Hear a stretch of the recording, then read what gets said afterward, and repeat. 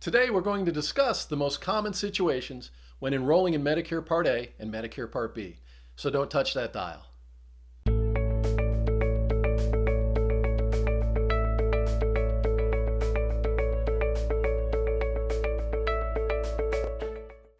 Hi, I'm Tim Hanbury, author of Medicare Blueprint.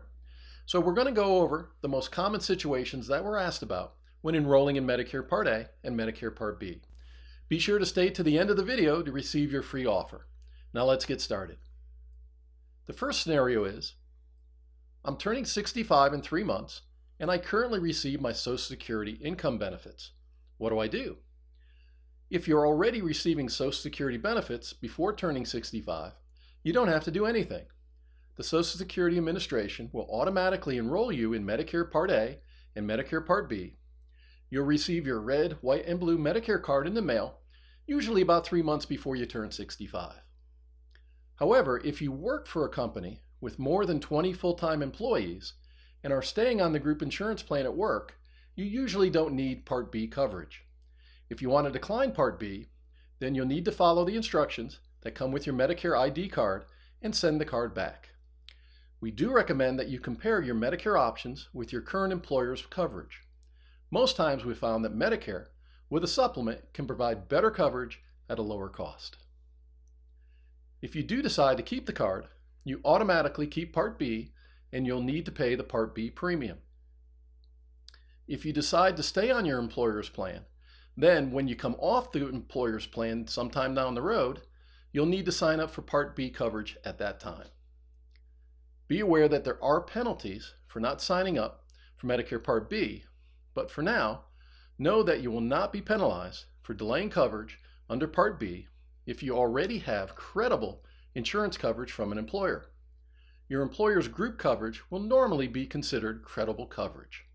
Ask your HR department if you have any questions on this.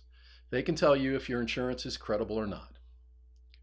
Now, we talked about Social Security benefits in the first example because it has an impact on how you enroll in Medicare. However, if you're going to take your Social Security income benefits at 65 or wait until you receive your full retirement benefits later, that will not impact how you sign up on Medicare Part A or Medicare Part B. We do feel it's important to let you know that when you decide to take your Social Security income benefits, at very least call and make an appointment with the Social Security Administration and review all your options. Remember, like Medicare, you usually only have one chance to do this correctly. Make sure you're getting the benefits you deserved and you've worked for all these years. So now let's look at the next scenario. I'm turning 65 in 3 months.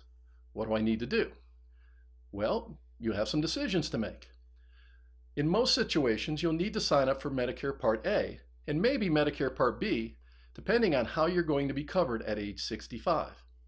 The question is, are you going with Medicare for your coverage, or are you going to stay on your employer's group plan? So let's say that you're going to stay with your employer's group plan. Now what should you do? Well, first, in most cases, you'll need to sign up for Medicare Part A. If you're going to stay with your employer's plan, that's fine, but you have to determine whether your primary insurance will be Medicare or your employer's plan. Group plans for employers with less than 20 full-time employees will have Medicare as the primary insurance for employees who are 65 or older and eligible for Medicare. Medicare being primary means that Medicare coverage pays first, then your employer plan pays second. If this is your situation, you'll need to sign up for Medicare Part B. This is very important because if you don't sign up for Part B, your employer group plan will only pay the amount that would have been left over after Medicare would have paid. You'll be responsible for 80% of the cost of services covered by Part B, and the group plan will pay the 20%. Now, this is what happened to our client Fred, who worked at a company with fewer than 20 employees. He didn't sign up for Medicare Part B because he assumed that his employer insurance would continue to cover him the way it always had. But at 67, Fred was in a car accident and he broke both his legs and needed weeks of physical therapy. Unfortunately, Fred found out that his employer's insurance would only pick up 20% of the cost of services because Medicare was now considered his primary insurance, even though he hadn't enrolled in it. Fred ended up paying a lot of out-of-pocket expenses that would have been avoided if he had enrolled in Medicare Part B. If your employer has more than 20 employees, you don't need to sign up for Medicare Part B, and you don't have to pay the Medicare Part B premium.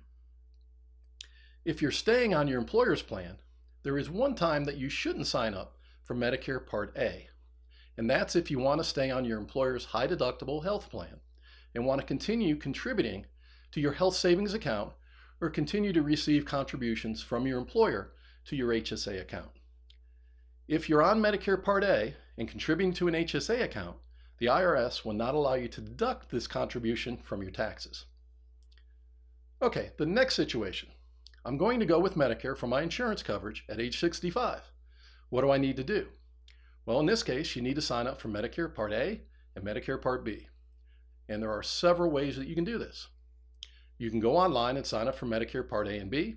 It's easy. You just go to the Social Security Administration website and follow the instructions to enroll. You can also call Social Security and sign up over the phone. They're open from 7 a.m. to 7 p.m. Monday through Friday. And according to Social Security, you have a shorter wait time if you call during the week after Tuesday. You also can make an appointment with your local Social Security office. They'll help you sign up for Medicare Part A and Medicare Part B. If you're going to take Social Security income benefits at 65, then we recommend that you call and make an appointment instead of just signing up online. And you can find links to find an office near you in the description below. If you decide to stay on your employer's plan past 65, when you get ready to go to Medicare after you retire, then you cannot go online and sign up for Medicare Part B. But you can call Social Security Administration and sign up over the phone, or you can make an appointment at your local Social Security office. If you're coming off of a group employer plan, then you'll need two forms: the application to enroll in Medicare Part B and a second form that needs to be completed by your employer. You can find links to these forms in the description. If you have any questions, please comment and we'll reply, or we'll cover your question in an upcoming video. If you'd like to stay informed on everything Medicare, please subscribe to our channel. Thank you for watching our video, and as promised, click on the link in the description to get your free offer. Thank you.